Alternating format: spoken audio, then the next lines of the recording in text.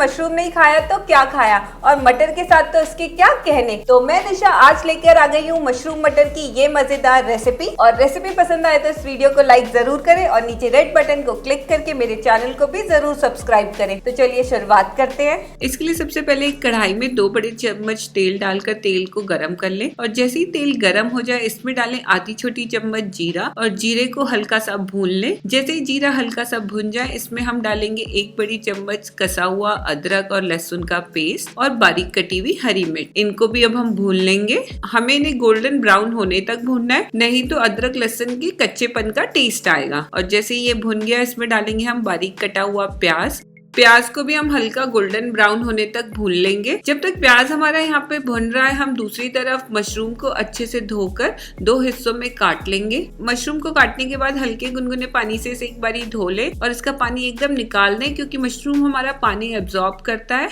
आप चाहे तो इसे कपड़े से भी साफ कर सकते हैं। और अब दूसरी तरफ 1 कटोरी मटर को लगभग 5 से 7 मिनट के लिए उबलने के लिए रख दे। तो जब तक मटर बॉयल हो रही है हम आते हैं प्याज की तरफ। और यहाँ आप देख सकते हैं कि प्याज भी हमारा हल्का सा गोल्डन ब्राउन हो गया है। तो अब यहाँ पर मैं डालूंगी ग्रेट किया हुआ टमाटर। यहाँ पर मैंने 2 मीडियम टमाटर को ग्रेट करके डाला है। आप चाहे तो इसमें टमाटर प्योरे का भी इस्तेमाल कर सकते हैं और टमाटर को भी इसमें अच्छे से मिला लें। और अब हम इसमें डालेंगे मसाला।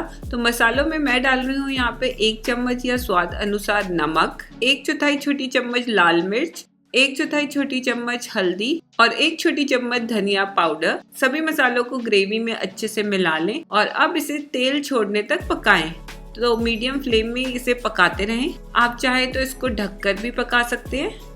तो यहाँ पर आप देख सकते हैं कि मटर भी हमारी बॉईल हो गई है। तो गैस का फ्लेम बंद कर दें और मटर को अलग निकाल दें।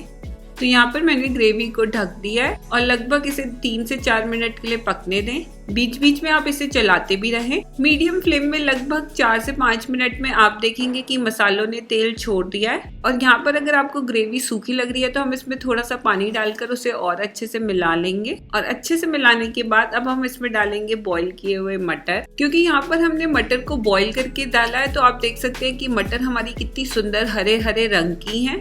और अब हम इसमें डालेंगे मशरूम। दोस्तों मशरूम रिच इन फाइबर होता है और इसमें high amount of vitamin B और आयरन के साथ साथ विटामिन डी भी होता है। तो सर्दियों के सीजन में हमें अपनी फैमिली और बच्चों को मशरूम जरूर खिलाना चाहिए। मशरूम और मटर को भी मसाले में अच्छे से मिलाने के बाद अब हम इसे ढक के 3 से 4 मिनट के लिए और पकाएंगे। तो यहाँ पर मैंने इसे ढक दिया है और बीच बीच में आप इसे ढक्कन हटाकर चलाते भी रहें।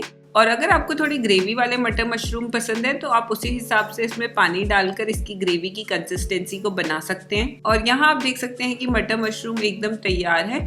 इसका स्वाद और बढ़ाने के लिए मैं इसमें डालूंगी आधी छोटी चम्मच गरम मसाला और कटा हुआ धनिया पत्ती।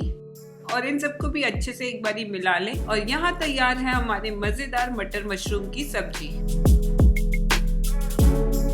तो ये थी मजेदार मटर मशरूम की सब्जी। इस रेसिपी को आप भी एक बारी घर पे जरूर ट्राई कीजिए और मुझे कमेंट्स करके बताइए कि आपको ये कैसी लगी। और मैं मिलती हूँ अपने नेक्स्ट वीडियो में, तब तक के लिए बाय बाय।